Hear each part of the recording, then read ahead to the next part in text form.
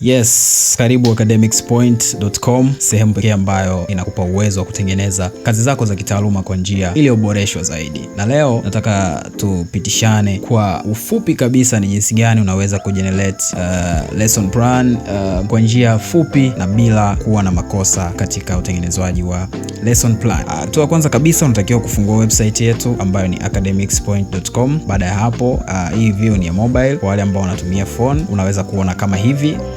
Kuna vitu vinatokea, then chagua lesson plan generator. Kuna panel inatokea hapa ambayo inaonyesha syllabus ambazo zinatumika kwenye mfumo wetu, ambapo kuna new syllabus pamoja na syllabus ya zamani. Kwa hivi sasa tunatumia syllabus mpya ambayo ni new syllabus. Unaweza kuchagua hapa secondary school O level pamoja na A level new syllabus, ambapo kisha fungua inakupeleka moja kwa moja kwenye panel ambayo unaweza kuweka maelezo ya mwalimu. Kama mimi hapa naweza nikachagua jina la shule, kaandika hivyo, na jina la mwalimu, kaandika hivyo.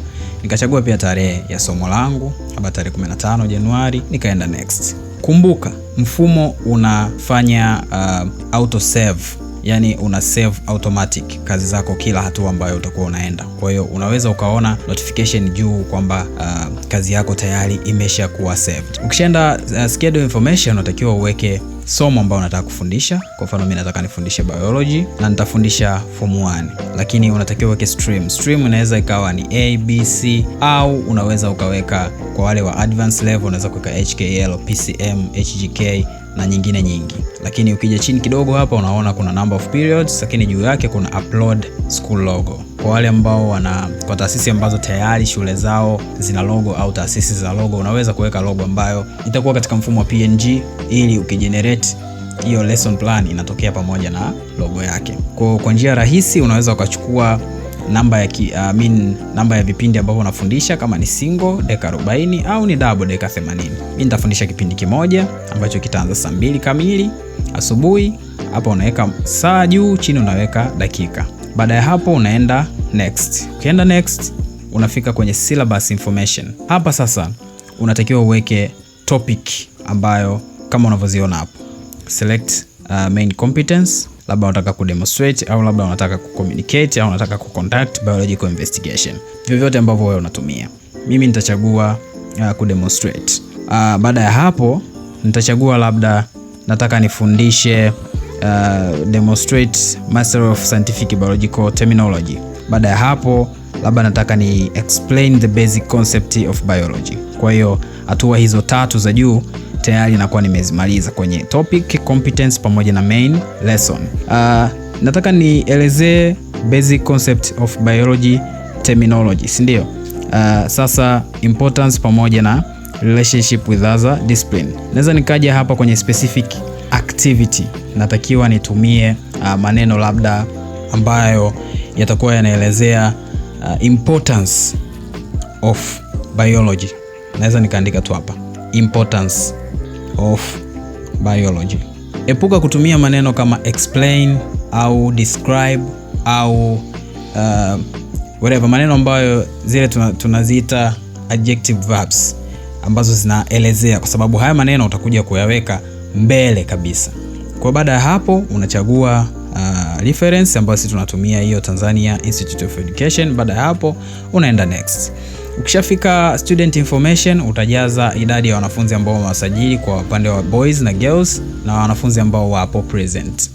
Baada ya hapo unaenda next na unakuta lesson plan details, ambapo unatakiwa uandike introduction type. Labda unaendelea na topic au unaanza topic mpya. Mimi naweza nikasema naanza topic mpya na nataka explain importance of biology. Kwa hiyo yale maneno ambayo ulikuwa umeweka kule kwenye specific activity ndio unakuja kuchagua sasa action ambayo unataka kutumia. Mimi nataka explain. Na hapa kwenye remarks utachagua unaweka auto generated remarks au unaweza kuchagua kuweka write your own remarks ambazo unaweza kuweka mwenyewe. Mimi naweza nikachagua auto. Kwa wale ambao watachagua own, unaweza kuweka remarks zako mwenyewe jinsi unavyotaka lesson plan yako iwe remarkable. Mimi naweka auto, mfumo utanisaidia kutengeneza hiyo lesson plan. Baada ya hapo na create. Kisha create, inatokea lesson plan tayari na ipo existed kwa sababu ilikuwa inaji auto save. Kwa hiyo do you want to replace, naandika replace. Kisha replace inaniambia kwamba imekuwa updated permanently. Hapa kuna option mbili zinatokea.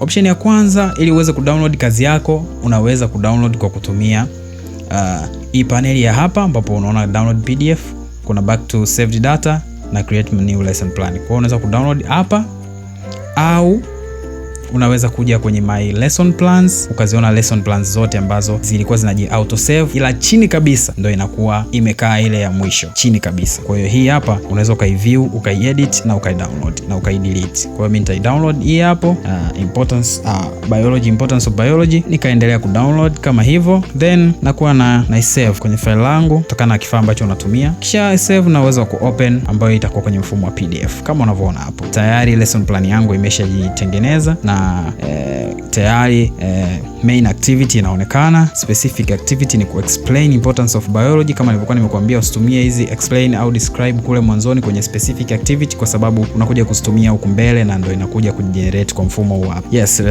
lesson plan yetu nzuri kama hivi imetokea na tayari unakuwa umemaliza process nzima ya kutengeneza lesson plan. Kwa hivi vingine vingi ambavyo unataka kuvitengeneza kupitia website yetu, unaweza kutembelea na kuangalia vitu vingi ambavyo utaona vinakufaa katika website yetu. Karibu sana academicspoint.com, sehemu pekee ambayo inakupa uhuru wa kutengeneza kazi zako za kitaaluma.